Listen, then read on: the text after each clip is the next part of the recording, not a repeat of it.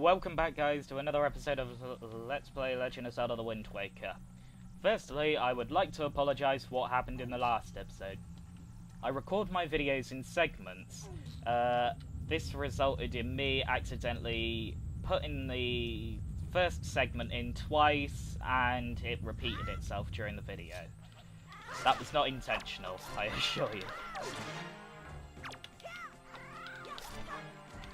But yes, another thing, I'm in Dragon Roost Cavern now. In this area, we are first introduced to locked doors and moblins carrying Deku sticks. Ooh, joy pendant, gonna need those. This place uses a lot of fire and heat effects. Luckily, I will be able to solve the problem at the expense of some dodgy camera zooming. But it is probably the most effective way to get rid of the horrible blurry stuff that you'll see. So, let's quickly show that off. As you can see, it's got horrible blurry effects, and when I do my magical skills, it is now fixed. Like I said, this has created some horrible camera zooms, which you will see in a second. Just then. There is no other workaround I can do to stop that. Unless, of course, I obviously play the original, which I cannot do. But anyway, this area acts as a small little hub until I obviously get into the outside section, which is sort of a mini gimmick to this dungeon.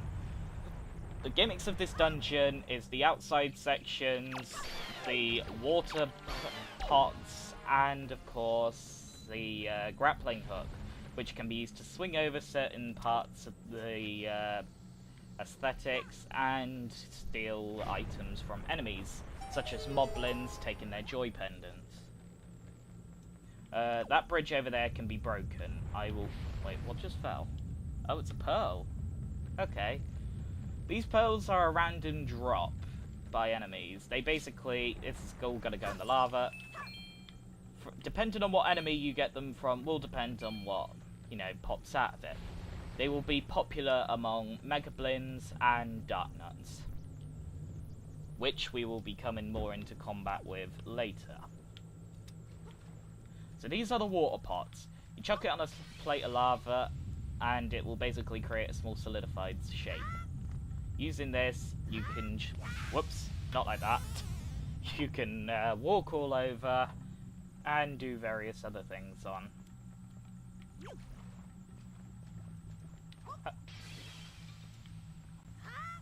Please tell me this is closer.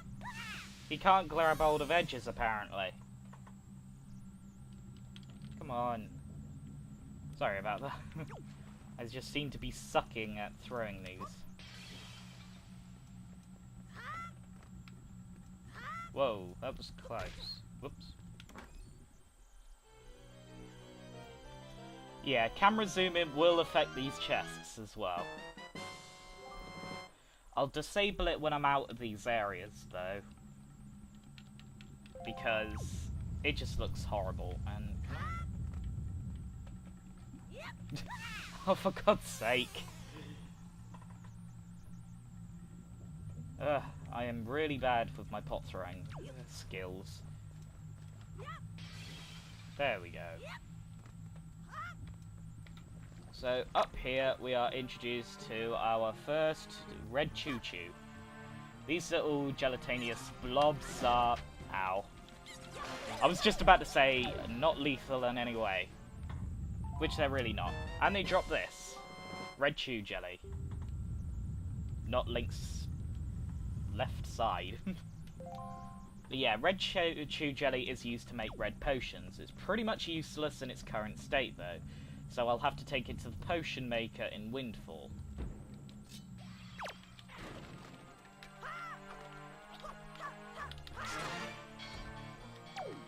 I will now beat you up with your own weapon. Which I think it is actually relatively more powerful than your own sword. Wah! Oh, another joy pendant.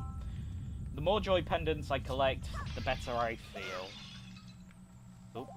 Because that way I can get one of the side quests out of the way quite quickly.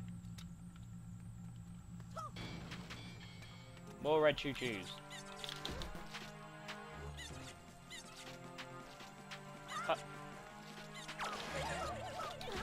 Why will you not spin attack when I tell you to? More red choo jelly. Red choo-choos are not the only variant. There is also a green one, a blue one, a purple one, and a yellow one. These variants of choo-choo are actually made from their counterparts in the original Zelda game called a gel, which were just equally as harmless. They made their first appearance in a 3D Zelda game with Majora's Mask. Also, this is my third recording of this part of the game. Hopefully we won't have any more issues.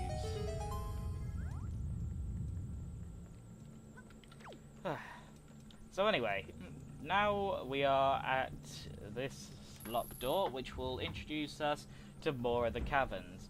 But it won't be long, however, until I make my way over to the outside part. Which isn't all that, you know, well, important.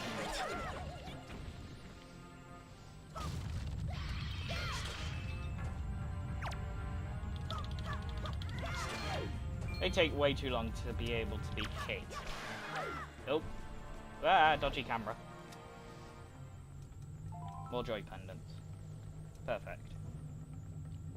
When I get the grappling hook, getting joy pendants will be so much easier. And it'll be nice, because I need something to replace my item inventory at the moment, because carrying a bottle and the sail really isn't that effective. Right. There we go, sorted out the camera. I will be resetting it back to the fixed mode when I get into the cavern again.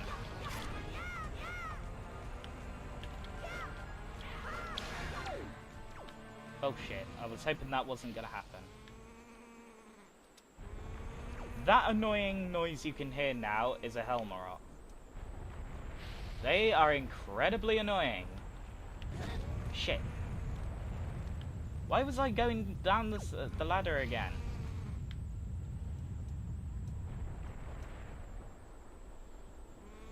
Why are you still going up?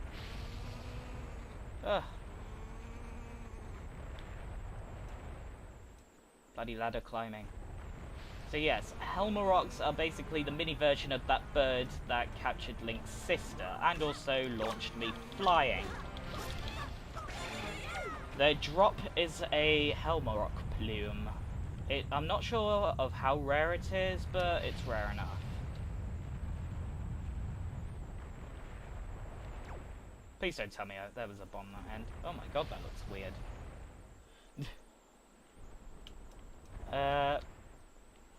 I need to drop a bomb from above. Okay, I can do that.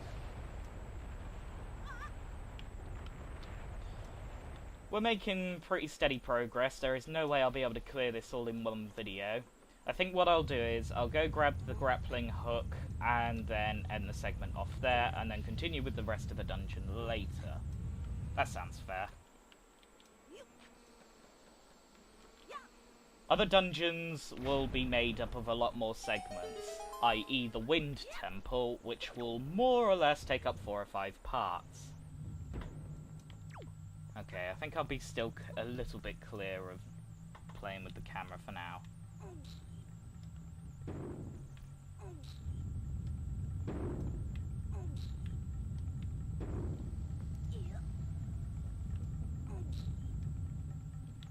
There we go.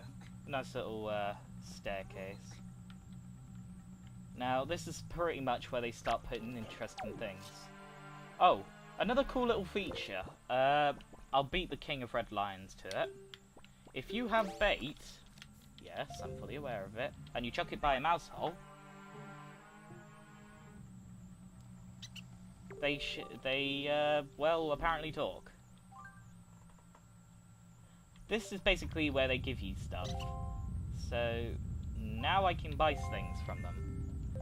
So I just buy myself some more bait for later. Oh, I know he's pretty much going to tell you what I've just said. They're basically the equivalent to Deku scrubs from Ocarina of Time. There are no Deku scrubs in this game. I am incredibly sorry to disappoint.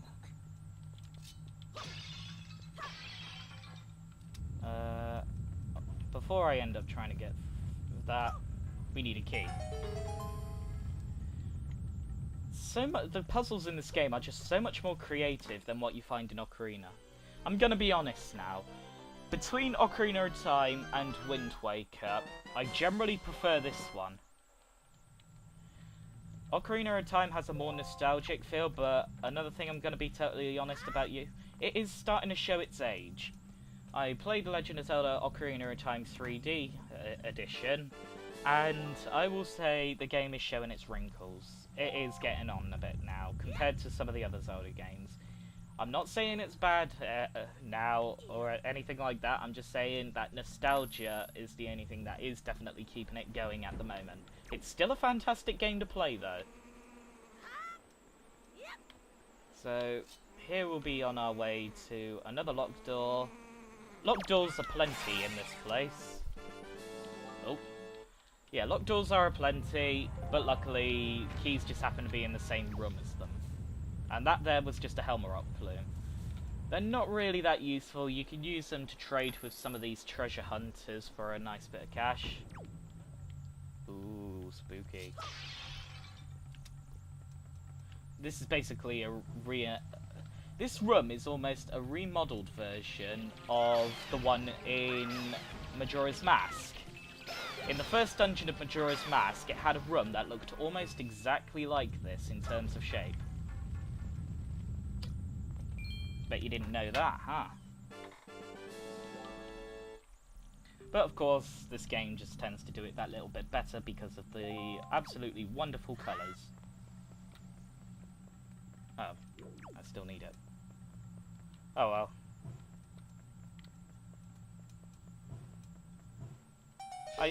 I just love Wind Waker. Everything about it is just fantastic. Which is why I feel a bit ashamed of myself for having to play this on a emulator.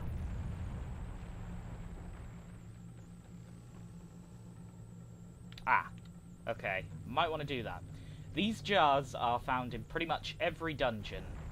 What they do is they basically create warp points.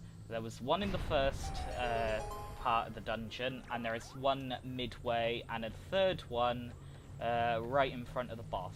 This is just to help you get around the dungeon a bit more.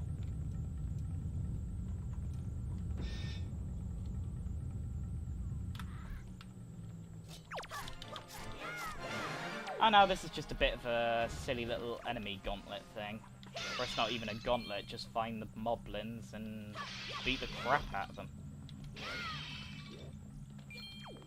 This may be a longish part. I'm not too sure on that.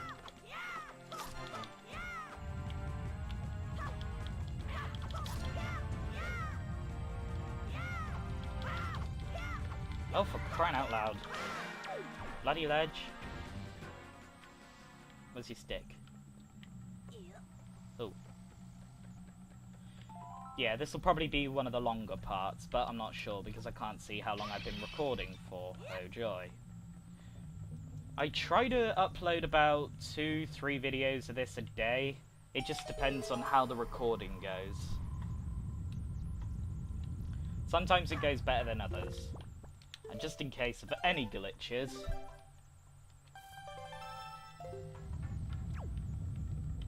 Right, in here we have the dungeon treasure chart. They're not any different from any other treasure chart at all. They're just treasure charts that just happen to be found in dungeons, so I decided to give them different names. I think there's about 2 in each dungeon, which is a little bit different to Twilight Princess shoving 2 heart pieces in a dungeon. Not that it matters. Anyway, before we can press on, we still have to take out more moblins. They are pretty much anywhere in these parts.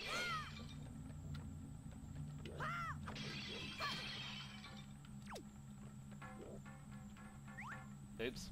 Damn it!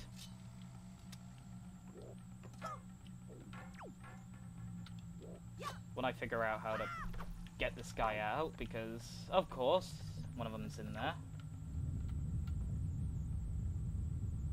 How on earth am I supposed to get that?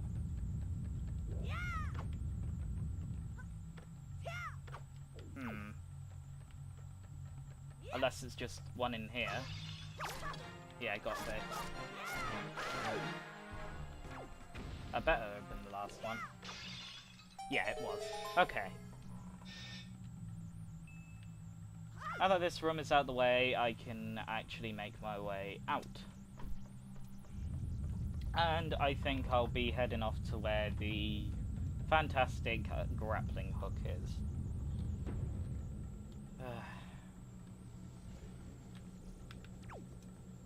Oh, it's still doing it. I thought I fixed it. Come on. There we go.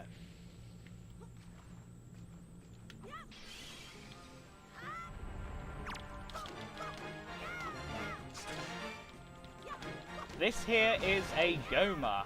Completely different from the Ocarina of Time variants.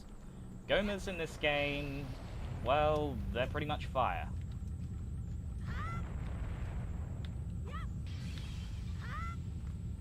So yeah, you got fire Gomas in this game now, which I suppose makes a difference from the original Gomas.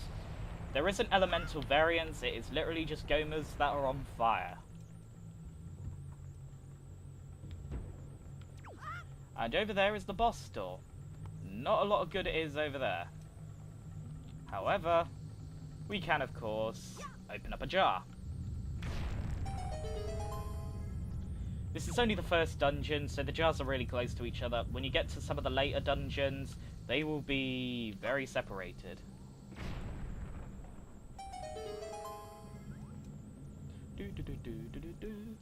Alright, we are nearly at the place where I get the grappling hook. And there we have the Dragon Valu. He, as I said, he is getting his ass absolutely ransacked by the boss. Oh. Whoops. I chose there to try and reorganize the camera. Basically, his tail hangs down inside the volcano. Or as many jokes presume, it's his Long John Tom. Okay, there's Medli, and now we got ourselves a mini-boss. I love this music.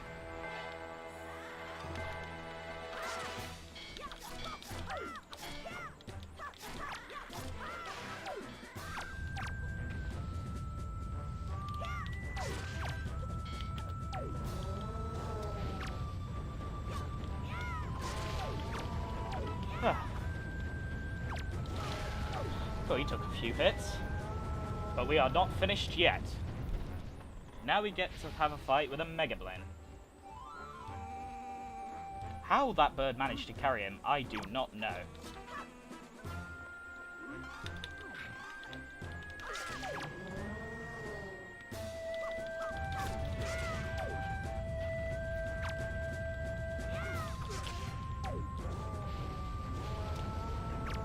Whoa!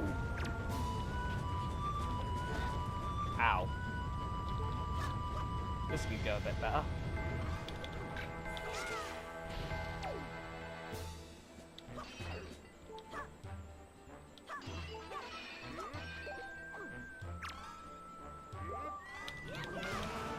Yeah, that's the attack I keep doing.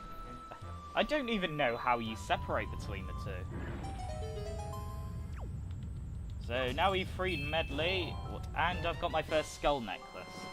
This is what the Raggedy Girl gave her dad in Windfall to make him absolutely the richest man in Hyrule. Because Mo, the Moblin, gave her tons of them apparently.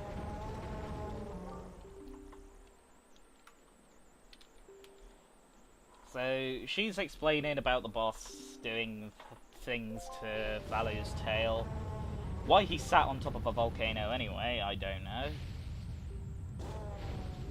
So, you two decide to hatch a plan where she goes home and me defeat the monster. It's quite comical. So, she goes ahead and gives me the grappling hook, which is a bit different from getting it out of a chest. So now I can say I'm about halfway into the dungeon. So now I've got the main dungeon item. This segment is pretty much complete now. And I can finally get rid of bait. I will explain about the grappling hook in the next episode. For now, goodbye.